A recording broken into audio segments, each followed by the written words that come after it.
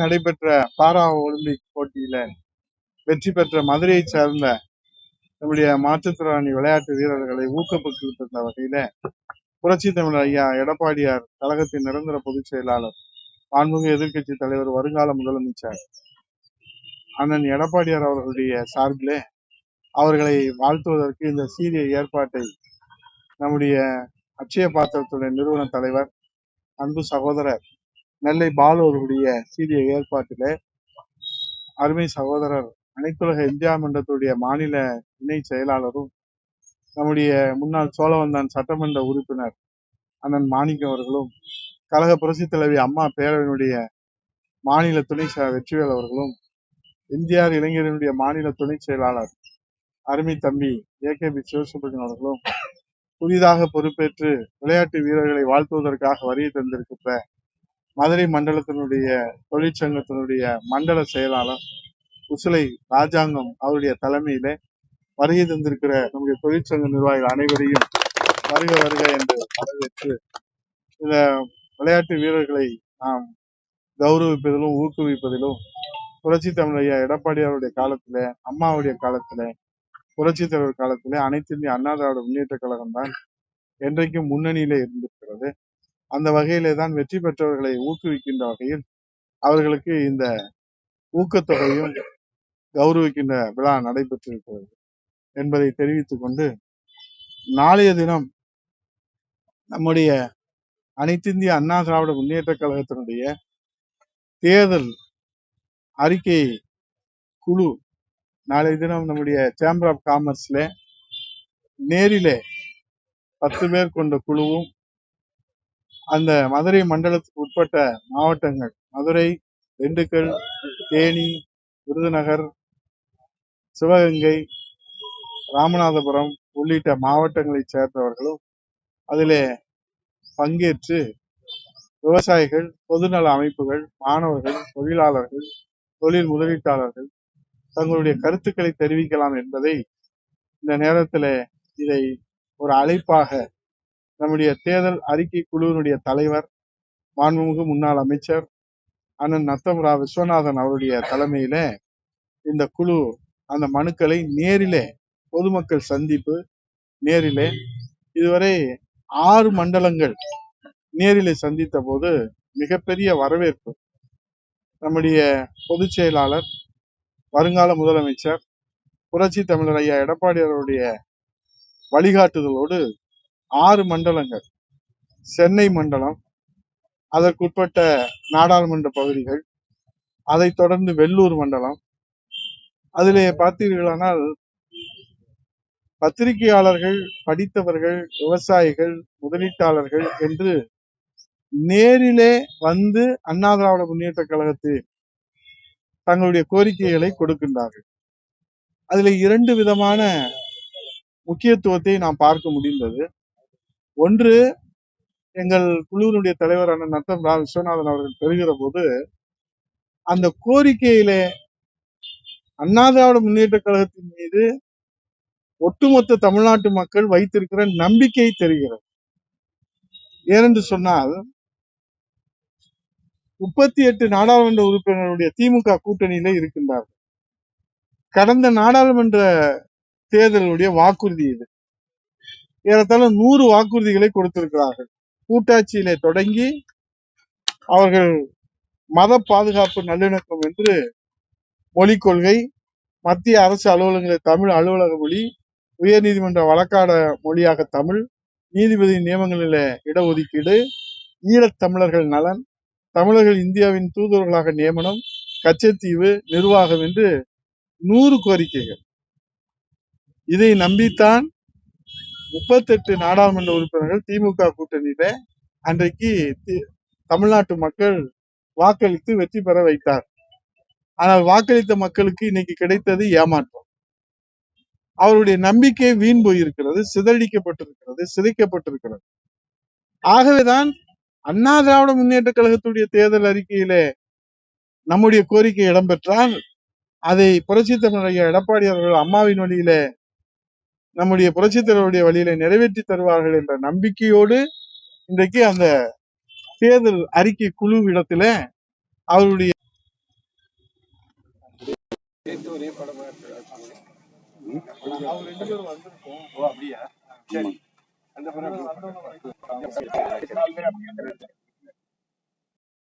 கோரிக்கைகள் எல்லாம் கொடுக்கின்றார்கள். அதிலே நாம் பார்த்தோமானால் மாநில அளவிலே நிறைவேற்ற வேண்டிய கடமைகள் இன்றைக்கு கோரிக்கைகளாக நிறைய வருகிறது. ஆகவேதான் இதை எங்களுடைய பொதுச் செயலாளரிடத்திலே நேரிலே நாங்கள் இந்த 9 மண்டலங்களும் இன்னும் மதுரை, இன்றைக்கு திருநெல்வேலி மண்டலம், நாளை மதுரை மண்டலம், நிறைவாக கொங்கு மண்டலத்துல இங்கே அண்ணன் எஸ்பி வேலுமணி அவருடைய தலைமையில குழு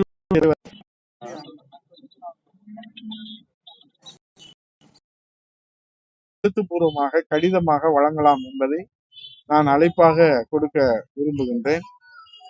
மதுரையை பொறுத்தளவில் மெட்ரோ ரயில் திட்டம் எதிர்பார்ப்பாக இருக்கிறது. அதையெல்லாம் நிறைவேற்ற வேண்டும்.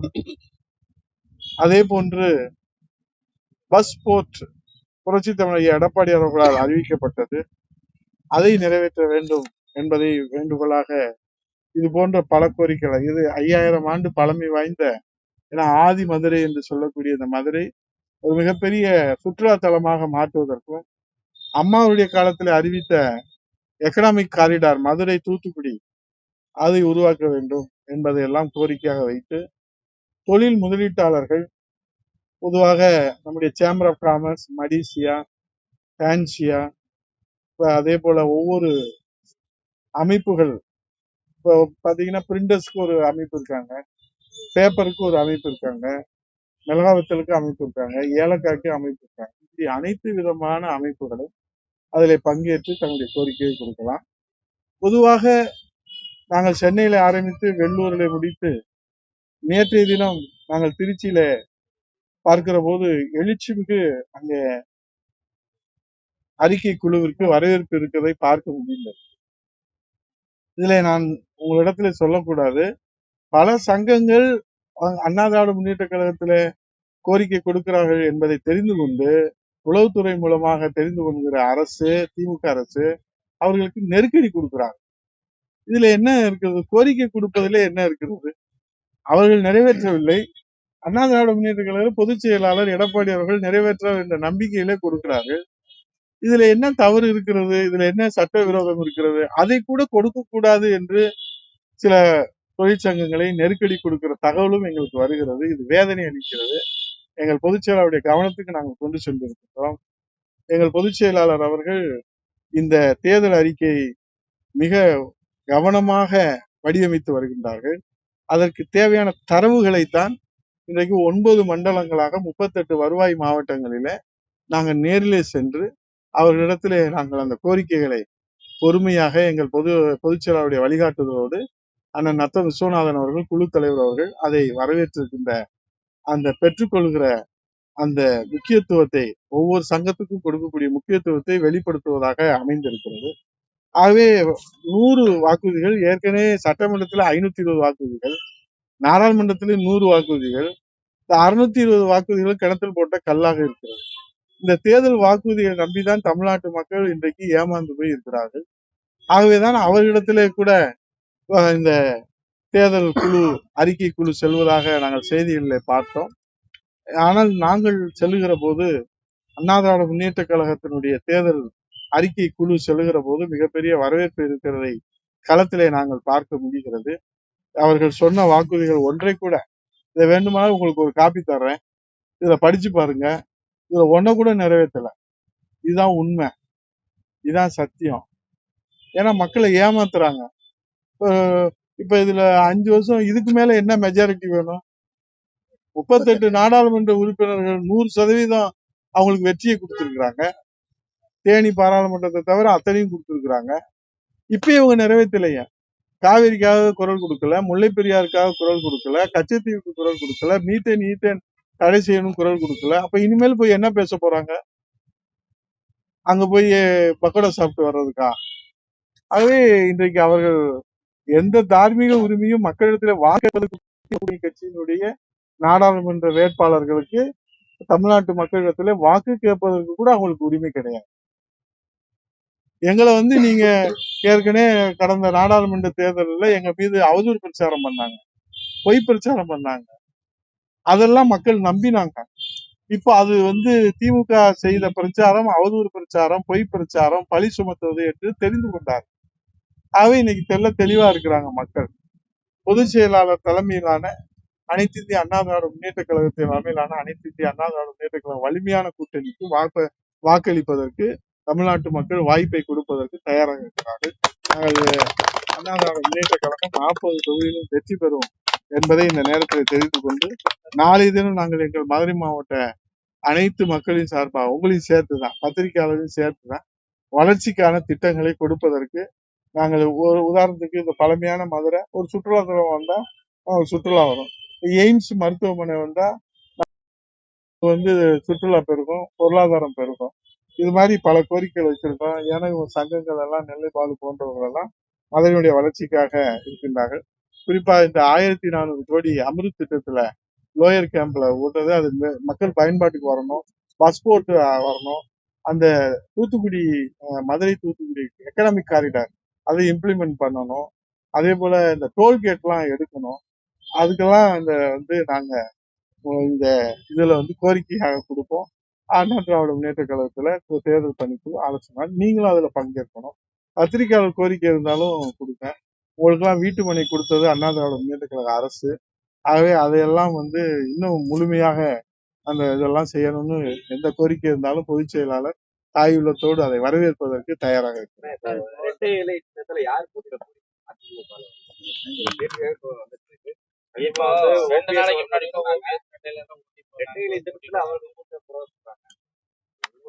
இப்ப ஒரு ஒரு ஒரு ஒரு ஒரு நிறுவனத்துல இருந்து ஒருத்தர் நீக்கப்பட்டார்னு வச்சுக்கோங்க, அவர் மீது ஒழுங்கு நடவடிக்கை எடுத்திருக்கிறோம் அப்படின்னு ஒரு அறிவிப்பு கொடுப்பாங்க. பத்திரிகையிலயோ, டிவிலயோ, கம்பெனிலயோ, எந்த நிறுவனம் தான். ஆனா அந்த நீக்கப்பட்டவர் என்ன சொல்லுவாரு? எல்லாம் நான் செஞ்சதெல்லாம் தப்புதான் அப்படின்னு ஒத்துக்குவாரா? ஒத்துக்க மாட்டார். அவரு நான் இந்த கம்பெனில இருக்கிறேன்னு சொல்லுவாரு. நீதிமன்றத்துக்கு போவாங்க. நீதிமன்றம் சொன்னதுக்கு பிறகு 2 பேரும் அதை ஏத்துக்கிடுவாங்க அல்லது மேல்முறையீட்டுக்கு போவாங்க. மேல்முறையீட்டுல தீர்ப்பு சொன்னதுக்கு பிறகு ஏத்துக்கிடுவாங்க. இது சுப்ரீம் கோர்ட் வரைக்கும் நம்ம போகலாம். இதுதான் உச்ச அதிகாரம் நம்முடைய இந்தியாவோட இந்திய அரசியலமைப்பு. அவங்களே சொல்லிட்டாங்க. அவங்க சொன்னதுக்கு அப்புறம் தேர்தல் ஆணையம் சொல்லிட்டாங்க. தேர்தல் ஆணையம் சொன்னதுக்கு மட்டும் அல்லாமல் இப்ப நடைமுறையில பாத்தீங்கன்னா அனைத்து இந்திய அண்ணா திராவிட முன்னேற்ற கழகம் நடைபெற்ற தேர்தல்கள்ல இரட்டை இலை சின்னத்துல நின்றுருக்காங்க, வேட்பாளர் நின்றுருக்காங்க. இந்த சட்டமன்றத்திலையும் நாங்க நின்று வெற்றி பெற்றிருக்கோம். இதுல எந்த குழப்பமும் இல்லை. ஒழுங்கு நடவடிக்கைக்கு உள்ளானவங்க சில நேரத்துல விரக்தியின் விளிம்புல ஒரு குழப்பத்தை ஏற்படுத்தணும் அப்படின்றதுக்காக சில இதெல்லாம் பேசதான் செய்வாங்க. அதுக்கெல்லாம் முக்கியத்துவம் கொடுக்க வேண்டியது அவசியம் இல்லை. ஆனா ஊடகங்கள் நீங்க கொடுக்குறீங்க. அது இந்த நாடாளுமன்றத்துல தேர்தல்ல வருகிற தீர்ப்பை பார்த்துட்டு மக்கள் கொடுக்கிற ஆதரவு அனைத்து இந்திய அண்ணா திராவிட முன்னேற்ற கழகம் புரட்சி தலைவர் எடப்பாடியாருடைய தலைமையிலான மாபெரும் வெற்றியை பெறுகிற போது அதுக்கெல்லாம் ஒரு புல் ஸ்டாப் வருதுன்னா அமித்ஷா இன்னமும் அதிமுக கூட்டணிக்கு கதவு திறந்துதான் இருக்குன்னு சொல்லியிருக்கிறாங்க. ஒருவேளை நீங்க போகலைன்னா ஒருவேளை கோவப்பட்டு திரும்ப முளைக்க வரான்றதான் கேள்வி. அதான் நேரடியாக கேட்கிறாங்க. ஒன்னும் சுத்தியும் கேட்க வேணாம், நேரம் கேட்க வேணாம். ஏன்னா நீங்க தெளிவா மாப்பிள்ள வேண்டாம்னு ஓடிட்டே இருக்கீங்க. அவரு கட்டினா உங்களதான் கெட்டதுன்னு வந்துட்டே இருக்காப்ல. தலைவரை தெளிவா சொல்றேன். எங்க பொதுச் செயலாளர் அண்ணா திராவிட முன்னேற்ற கழகத்தினுடைய கூட்டணி அப்படின்றத தெளிவா டிக்ளேர் பண்ணிட்டார். பாரதிய ஜனதா கட்சியோடு இந்த நாடாளுமன்ற தேர்தலில கூட்டணி கிடையாது. வருகிற சட்டமன்ற தேர்தலிலும் அனைத்து இந்திய அண்ணா திராவிட முன்னேற்ற கழகம் பாரதிய ஜனதா கட்சியோடு கூட்டணி கிடையாது அப்படின்னு எங்க பொதுச் செயலாளர் பொதுக்குழுவில் தேர்ந்தெடுக்கப்பட்டு அங்கீகரிக்கப்பட்ட, தேர்தல் ஆணையத்தால் அங்கீகரிக்கப்பட்ட, நீதிமன்றத்தால் அங்கீகரிக்கப்பட்ட, ஒட்டுமொத்த 2 கோடி தொண்டர்களால் அங்கீகரிக்கப்பட்ட, ஒட்டுமொத்த தலைமை கழக நிர்வாகி, மாவட்ட கழக செயலாளர், சட்டமன்ற உறுப்பினர்கள், நாடாளுமன்ற முன்னாள் நாடாளுமன்ற அனைவராலும் ஏற்றுக்கொள்ளப்பட்ட பொதுச் செயலாளர் சொல்லிட்டார். இதுக்கு மேல என்ன உங்களுக்கு சந்தேகம்? தெளிவா சொல்லிட்டாங்க. அதுதான் இப்ப அவங்களுடைய அவங்க அழைக்கிறதுன்றது அவங்க கூட்டணியை அவங்க சேர்க்கறதுக்காக எல்லாருக்கும் அழைப்பாங்க. நாங்களும் தானே அழைக்கிறோம். எங்க பொதுச் செயலாளர் எல்லோருக்கும் பொதுவானவராக இன்றைக்கு அழைப்பு கொடுத்திருக்கிறாரு. அந்த பேச்சுவார்த்தைகளை நடத்திட்டு இருக்கிறாங்க. குழு தொகுதி இப்ப நாங்க எப்படி தேர்தல் அறிக்கை குழு பேசுறோமோ அதே மாதிரி தொகுதி பங்கீட்டு குழு இருக்கிறாங்க, பேசிட்டு இருக்கிறாங்க. அதுல அண்ணன் பொருளாளர் திண்டுக்கல் சீனிவாசன், எஸ்.பி. வேலுமணி, தங்கமணி அண்ணன் எல்லாம் இருக்கிறாங்க, பேசிட்டு இருக்கிறாங்க. இதுல ஏன் அவசரப்படுறீங்க நீங்க? அவசரப்பட வேண்டியதே இல்ல. தேர்தல் தேதி அறிவிக்கிற போது, நாங்க நாமினேஷன் பண்றது போது உங்களுக்கு தெளிவான அறிவிப்பை எங்க பொதுச் செயலாளர் கொடுப்பார். அதிமுக கடையை விரிச்சிட்டு ஒருத்தர் கூட போனி ஆகாம இருக்குன்னா அதே அதாவது விரக்தியில இருக்கவங்க என்ன வேணாலும் பேசலாம். சில நேரங்கள் உங்களுக்கு மனக்குழப்பம் இருக்கலாம். சில நேரத்துல மூளை கூட குழம்பி போயிடலாம். அதான் நம்ம அதை பரிசோதனை பண்ணணும். ஏன்னா நடவடிக்கைக்கு உள்ளாயிட்டாரு. திடீர்னு நேத்து வரைக்கும் ஒரு பெரிய பொறுப்புல இருந்த ஒரு பாவம் இப்ப திடீர்னு அவரை கொண்டு போய் கட்சியில ஒழுங்கு நடவடிக்கை எடுத்து அடிப்படை உறுப்பினரே இல்லாம நீக்கிட்டாங்க, கட்சியில இருந்து நீக்கிட்டாங்க. இது நல்லா தெரிஞ்சுக்கணும். நீங்க இது தனிப்பட்ட நபர் யாரும் இந்த நடவடிக்கை எடுக்கல, பொதுக்குழுவில எடுக்கப்பட்ட நடவடிக்கை. அப்ப அவருக்கு அதிர்ச்சி வருமா வராதா? திடீர்னு என்னடா நம்ம வந்து இருந்த இடமும் போயிடுச்சு, நீ வர வேண்டிய இடமும் போயிடுச்சு அப்படின்னு நிராயுத பாணியா இருக்கிற போது கொஞ்சம் கூட குறைச்சுதான் பேசுவாங்க. அது கொஞ்சம் நம்ம பாக்குறதுக்கு மூளை குழம்புன மாதிரி தெரியும்.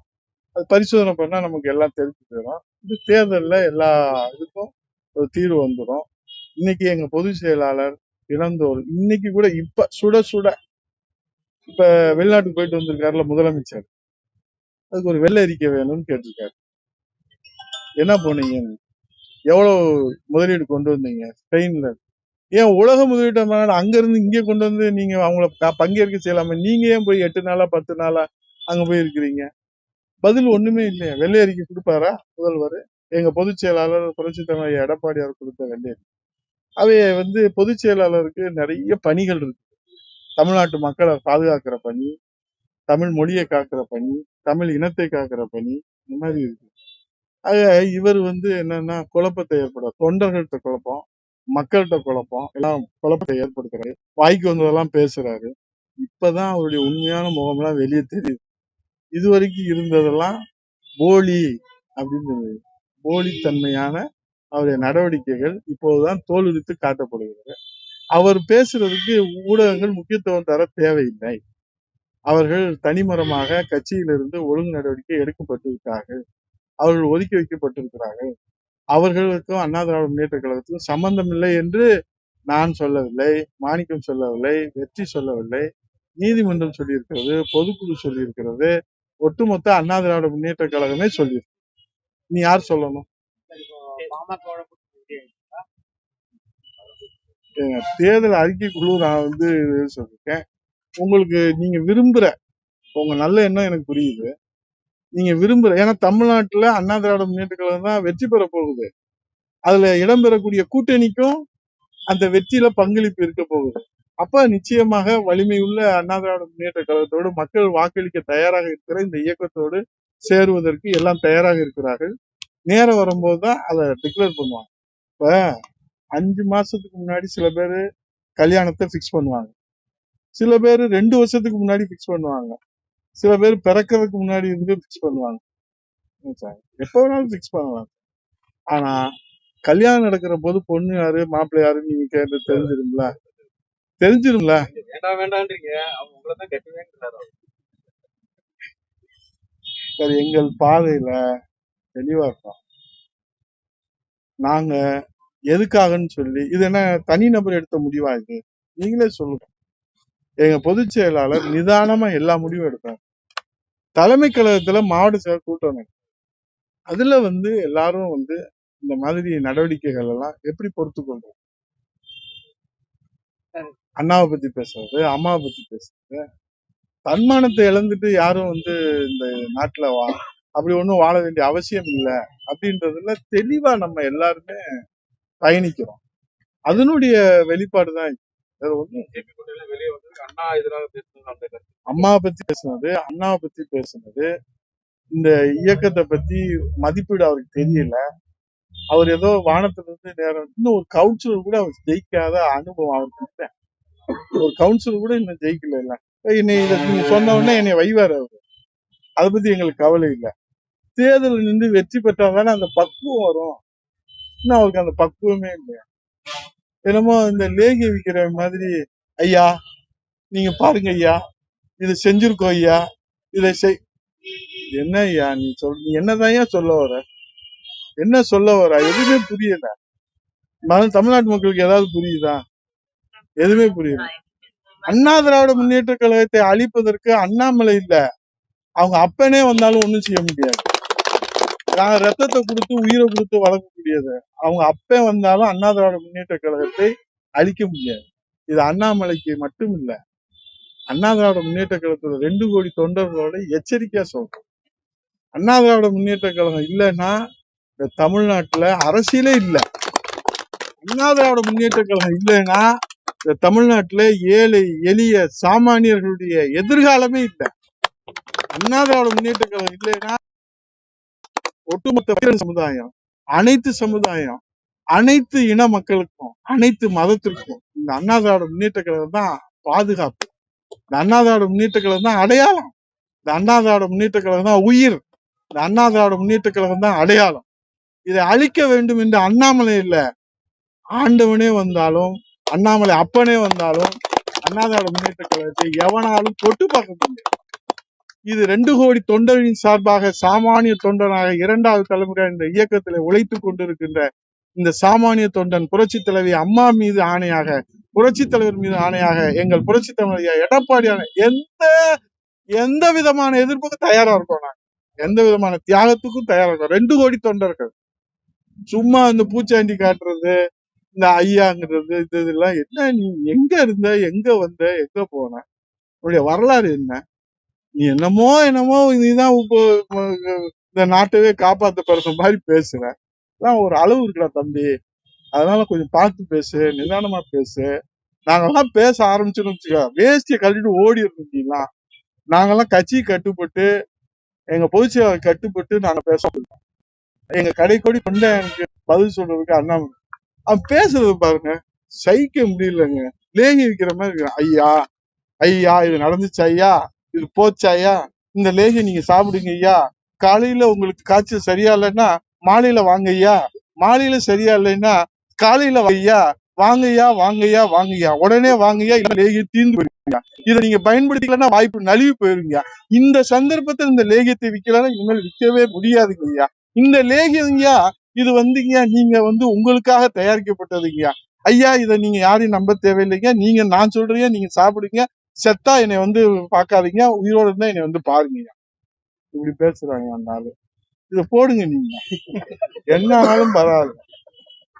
எதுக்கு துடிச்சாங்க இருக்காங்க? என்னங்க ஒரு அளவு வேணாமா?